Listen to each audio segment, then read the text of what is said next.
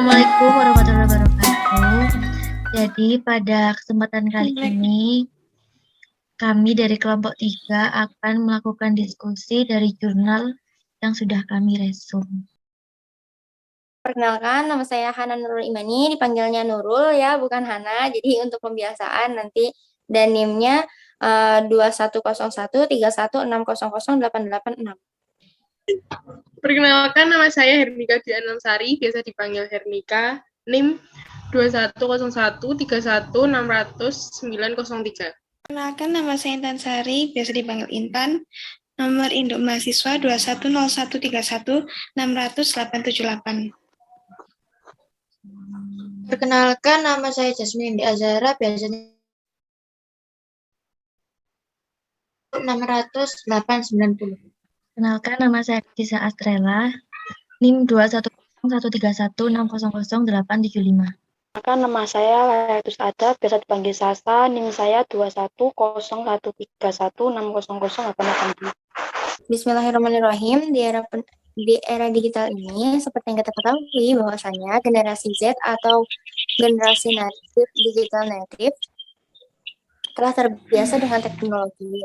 Untuk itu, para guru dan orang tua dituntut untuk menyamakan atau menyesuaikan dengan zaman, sebagaimana Ali bin Abi Thalib yang mengatakan bahwasannya didiklah anak-anakmu sesuai dengan zamannya karena mereka tidak hidup di zamanmu. Agar bisa menanamkan akidah dan kebiasaan serta membentuk sebuah karakter. Untuk itu, diajukanlah mini research yang bertujuan untuk mengubah atau berkonstruksi pengajaran pada pengajaran agama di era generasi Z ini, di mana bertujuan agar anak-anak bisa menggunakan aplikasi tanpa mengesampingkan generasi natif ini. Selanjutnya, dijelaskan bahwa dunia pendidikan itu memiliki peran penting bagi kehidupan manusia untuk mengetahui jalan yang benar dan tepat. Nah, untuk itu anak-anak perlu dibekali ilmu pengetahuan dan ilmu keagamaan bertujuan untuk menjadikan anak memiliki moral, berbudi pekerti luhur, berakhlak karimah, menjadi manusia yang beriman dan bertakwa kepada Allah SWT. Jadi anak-anak tidak hanya sebatas memiliki ilmu pada aspek pengetahuan, tapi juga diharapkan mampu mengetahui, memahami, dan mengamalkan dalam kehidupan sehari-hari. Karena secara umum tujuan pendidikan Islam itu dalam rangka pembentukan akhlak mulia, bekal kehidupan dunia akhirat, menumbuhkan semangat ilmiah dan profesionalisme. Pengamalan seperti ini merupakan proses pendidikan yang tidak bisa instan, ia hadir dari pembiasaan. Sebagaimana Asman menyebutkan bahwa menguasai ilmu yang akan diajarkan saja tidaklah cukup, bahwa tidak akan menjamin prestasi yang tinggi. Materi yang diajarkan dan metode pengajarannya memiliki peran yang penting, karena metode yang tepat dalam pengajaran agama akan menghantarkan anak didik kepada esensi dari tujuan pendidikan Islam. Hal ini menunjukkan betapa pengamalan ajaran agama baik anak-anak muslim sangat dipengaruhi dengan apa yang ada pada diri dan sekitarnya. Tujuan pengajaran agama terhadap generasi memperkenalkan tanggung jawabnya dalam hidup dan menjelaskan bahwa mereka adalah makhluk sosial. Agama merupakan hal yang mendasar yang diajarkan kepada anak-anak karena agama sangat diperlukan oleh kehidupannya. Pendidikan anak bisa diajarkan mulai dari usia 0 sampai 12 tahun. Agama bagi anak-anak dibagi menjadi 3 tingkat. Yang pertama tingkat dongeng, yaitu dimulai dari usia 3 sampai 6 tahun. Konsep ini masih dipengaruhi oleh fantasi yang biasanya ada di cerita dongeng. Yang kedua, tingkat kenyataan, dimulai dari usia sekolah dasar. Cara pembelajarannya sudah didasari oleh kenyataan. Yang ketiga, tingkat individu menggunakan kepekaan emosi paling tinggi sesuai dengan usianya. Sifat agama dalam diri anak meliputi yang pertama, tidak mendalam. Kedua, terkait keagamaan anak menonjolkan kepentingan dirinya. Yang ketiga, menggambarkan aspek kemanusiaan. Keempat, eksperimental, inisiatif, dan spontanitas. Kelima, ucapan dan praktik. Dan 6, suka meniru hal yang harus diperhatikan selama pembelajaran agama. Yang pertama, memahami pertanyaan anak dan meluruskannya jika ada yang salah. Kedua, pemahaman agama yang diberikan kepada anak harus sesuai dengan kemampuan berpikir mereka. 3. Memberi pemahaman agama menggunakan kalimat yang menyangkutkan Allah yang sepintas seperti menyamakan Allah dengan makhluknya. 4. Bisa dengan berbagai cara selama sesuai dengan sikap seseorang yang tidak diyakinkan.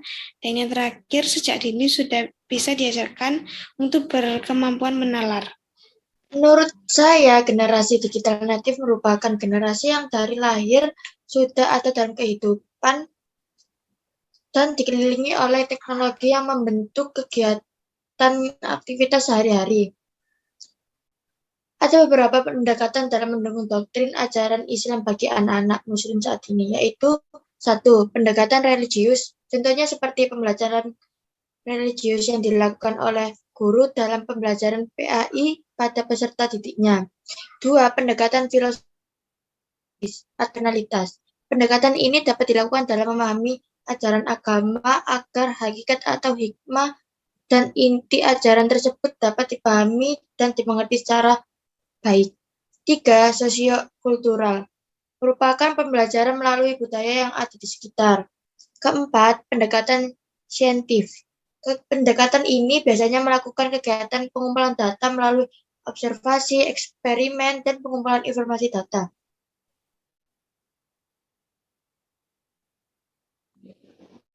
Mendoktrin ajaran Islam terhadap generasi digital natif tujuannya adalah menghasilkan perubahan anak dalam berperilaku, berprinsip pada tujuan yang jelas, penekanan pada hal-hal positif dalam rangka pertumbuhan agama, pergerakan pembelajaran yang mudah dan efektif, dan penilaian berfokus pada perubahan sikap. Nah, dalam memahami pemahaman agama kepada anak-anak itu ada 3 cara buat dilakukan. Yang pertama yaitu memberi contoh atau modeling force. Yang kedua, cognitive force atau pembentukan pengetahuan agama berdasarkan eksklusif semi-totalistik dalam aspek sosial masyarakat. Yang ketiga conditional force atau kultur yang dibangun kental dengan nuansa aktivitas keagamaan. Jadi kayak pembiasaan dalam sehari-harinya. Nah, berdasarkan data yang dikumpulkan, ada beberapa cara agar pembelajaran bagi anak-anak terlihat menyenangkan dan kekinian. Yang pertama yaitu ada e-learning atau webinar. Contohnya ada Ruang Guru, Google Classroom, dan Zenius. Yang kedua ada media sosial, bisa melalui WhatsApp, Telegram, Instagram, Facebook, dan lain-lain. Yang ketiga ada audiovisual berupa YouTube. Yang keempat bisa berupa blogging, e-book, atau buku pintar. Contohnya WordPress, Blogger, dan buku sekolah digital. Dan yang terakhir ada aplikasi game, contohnya ada Game Anak Soleh, Rumah Amalia, Kuis Anak Muslim, dan masih banyak lainnya. Nah, setelah kita tahu bahwa orang tua dan pengajar harus mengetahui banyaknya teknologi baru yang menunjang pendidikan, maka mereka mau nggak mau itu harus menyesuaikan diri dengan anak mereka. Selain untuk mengiringi pembelajaran anak, juga untuk mengawasi anak dalam belajar dan mengajarkan tentang agama dengan bantuan teknologi, supaya tidak hanya pandai secara intelektual, tapi juga memiliki akhlakul karimah. Berikut ini ada 3 perspektif yang harus diperhatikan orang tua dalam mengajarkan anak. Yakni pertama adalah perspektif teknis. Orang tua dan anak perlu mengetahui pengetahuan yang baik dalam penggunaan komputer dan program, efektif, dan optimal, dan mengoptimalkan waktu yang digunakan harus diperhatikan supaya tidak kecanduan gadget atau game.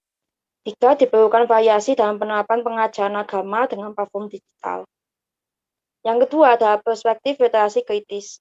Gaya belajar yang varian dan bersifat multiple intelligence membuat tingkat kematangan beragama, tingkat intelektual, dan perbedaan karakteristik individu anak menjadi pertimbangan. Dan ketiga, membaca teks melalui layar gadget membuat anak menjadi kritis dalam berpikir, memproduksi karya, dan melakukan konstruksi dari bacaan atau pengetahuan.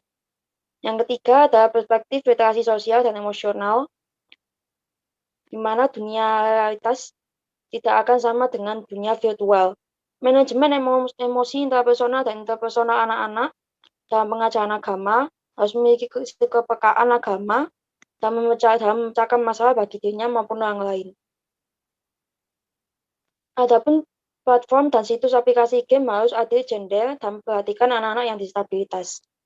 Lalu anak-anak juga harus bijak menggunakan platform yang ada sehingga tidak menghasilkan dampak negatif. Untuk selanjutnya ada tujuan penulisan. Tujuan penulisan resume ini untuk memenuhi tugas kelompok mata kuliah PAI atau Pendidikan Agama Islam dengan harapan kami sekelompok dapat lebih memahami materi yang diberikan oleh dosen tentang pembelajaran akhlakul karimah di era digital bagi anak-anak yang tergolong sebagai digital natif dengan memperhatikan beberapa hal yang menunjang pembelajaran, termasuk bagaimana cara orang tua dan guru dalam mengikuti perkembangan teknologi yang ada. Untuk metode yang digunakan, yang pertama metode penulisan resume dengan metode diskusi kelompok non-formal.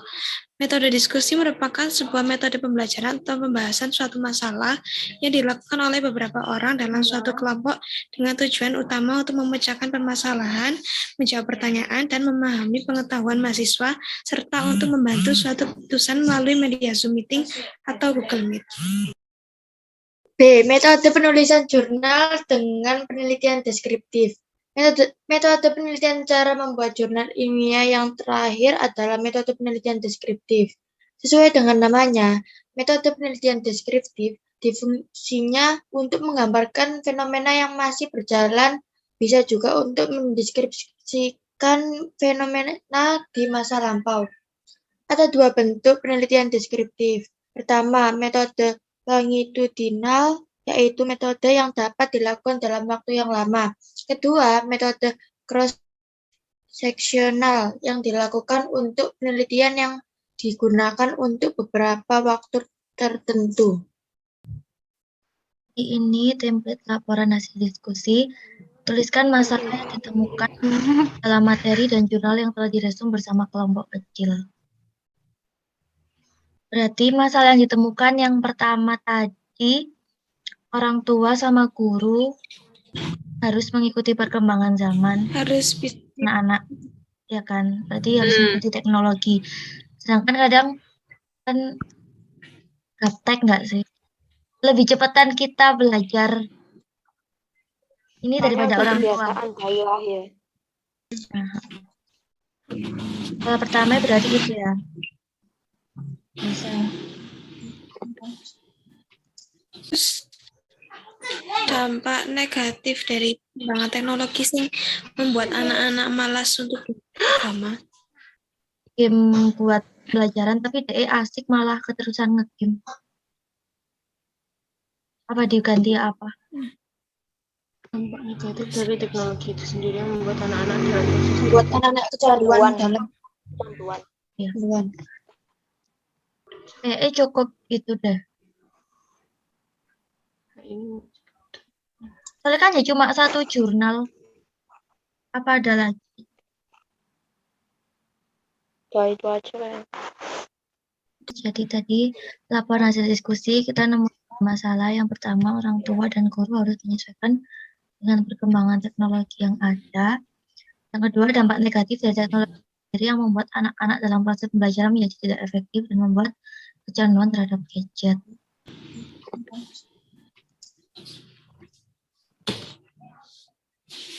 Orang tua dan guru Terus menyesuaikan. Seperti perkembangan.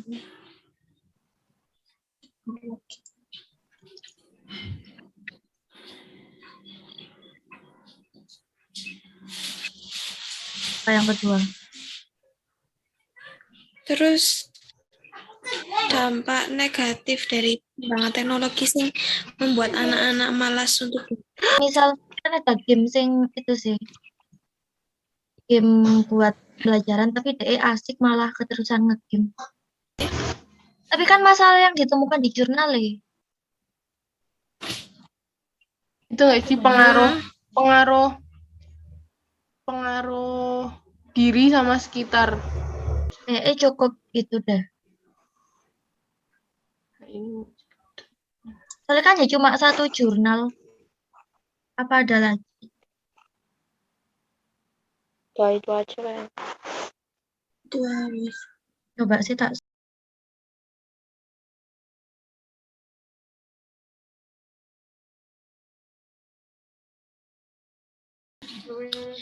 Sekian diskusi dari kelompok kami. Bila ada kurang dan lebihnya kami mohon maaf sebesar-besarnya. Wassalamualaikum warahmatullahi wabarakatuh.